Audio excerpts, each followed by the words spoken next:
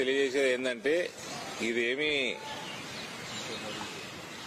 నా promise fulfil చేసి ఇది అంతిమం కాదు, ఇది ప్రారంభం. ఇది పసుపు బోర్డు వచ్చినందుకు ఇవాళ 37 సంవత్సరాల తర్వాత ఈ దేశంలో ఒక బోర్డు స్థాపన జరిగింది. ఎంత నమ్మకం పెట్టుకొని ప్రధానమంత్రి గారు మనకి ప్రసాదించిండు.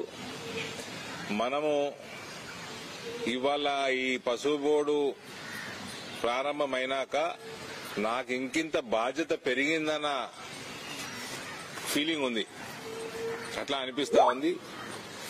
నూతన బోర్డుకి మొదటి చైర్పర్సన్ పల్లె గంగారెడ్డి గారు కూడా ఒక బలమైన రైతు కుటుంబం ఆయనది.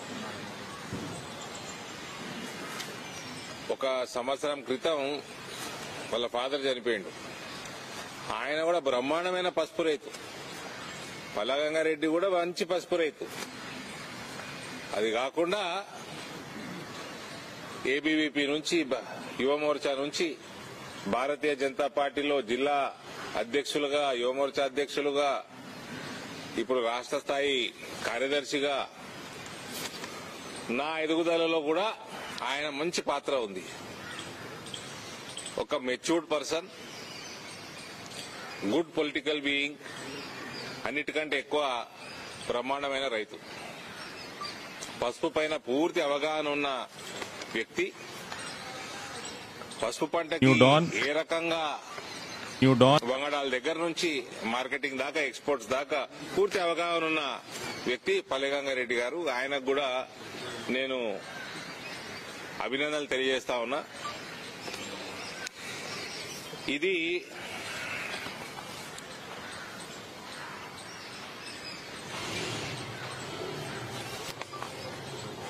పసుపు బోర్డు వల్ల కేవలం పసుపు రైతులకే బెనిఫిట్ అవుతుంది అనుకోవడం తప్పండి. మన పసుపు బోర్డు వల్ల అనేక రంగాలు, అక్కడ పరిశ్రమలు, ప్రాసెసింగ్ యూనిట్ గాని, ప్యాకేజింగ్ యూనిట్లు గాని, ట్రాన్స్పోర్టేషన్ గాని, హాస్పిటాలిటీ ఇండస్ట్రీ గాని, ఇవన్నీ కూడా పెరిగే అవకాశాలున్నాయి. ఇవన్నీ పెరగాలి అంటే ప్రమాణమైన బేసిక్ ఇండస్ట్రియల్ ఇన్ఫ్రాస్ట్రక్చర్ కూడా మనం అక్కడ చేసుకోవాలా. ఒకసారి ఇటువంటి ఇన్ఫ్రాస్ట్రక్చర్ డెవలప్ అయినప్పుడు, ఇటువంటి కల్చర్ డెవలప్ అయి, ఇండస్ట్రియల్ కల్చర్ డెవలప్ అయినప్పుడు పసుపుకు సంబంధించే కాదు, ఇతర ఇండస్ట్రీస్ కూడా వచ్చే అవకాశం ఉంటుంది. ఎందుకంటే నిజామాబాద్ ప్రాంతం, ఉత్తర తెలంగాణ ప్రాంతం పసుపు కాకుండా అక్కడ చెరుకు, మన ప్యాడీ, కాటను, అనేక పంటలు, అక్కడ అల్లము, రకరకాల వెజిటేబుల్స్, సన్ఫ్లవర్, ఇవన్నీ కూడా ఆ ప్రాంతంలో పండుతాయి. కాబట్టి స్టార్చ్ ఇండస్ట్రీస్ గాని, ఎథనాల్ ఇండస్ట్రీస్ గాని, ఇతర ఫుడ్ ప్రాసెసింగ్ ఇండస్ట్రీస్ గాని ఒక కల్ట్ డెవలప్ అయ్యే అవకాశం ఉంది. అది ఇటువంటి కల్చర్ అక్కడ వచ్చే అవకాశం ఉంది.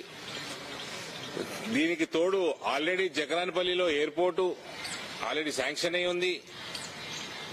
రాష్ట్ర ప్రభుత్వం కొంచెం ప్రొయాక్టివ్ గా ఉంటే అక్కడ పనులు కూడా ప్రారంభమవుతాయి. దానివల్ల కూడా ఈ పంటలన్నిటికి కూడా మార్కెటింగ్ కి, ఎక్స్పోర్ట్స్ కి అవకాశం పెరుగుతుంది.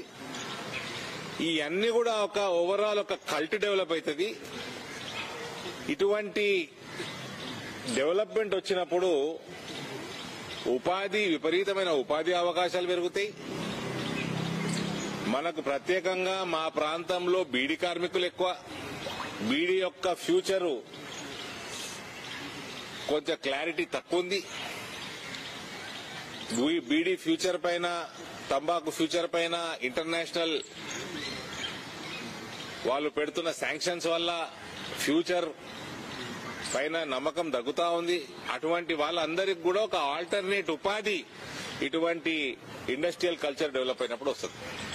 మనకి airport, railway connectivity as it is బాగుంది. ఇంకింత డెవలప్ అవుతా ఉంది. ఇప్పుడు ఆర్మూర్, ఆదిలాబాద్, ప్లస్ ఆ మహారాష్ట్ర నుంచి కర్నూలు డోన్ దాకా మొత్తం తెలంగాణ మీదుగా పోతా ఉంటాయి. మాకు బోధన్ నుంచి బీదర్ కొత్త లైన్ ఏర్పాటవుతా ఉంది. ఇంకా రైల్వే నెట్వర్క్ ఇంకా బలమవుతుంది. మంచి హైవే, నేషనల్ హైవే మీద ఉంటుంది నిజామాబాద్ ప్రాంతం. కాబట్టి మంచి అవకాశం. గోదావరి నది ఒడ్డున పసుపు పండుతుంది.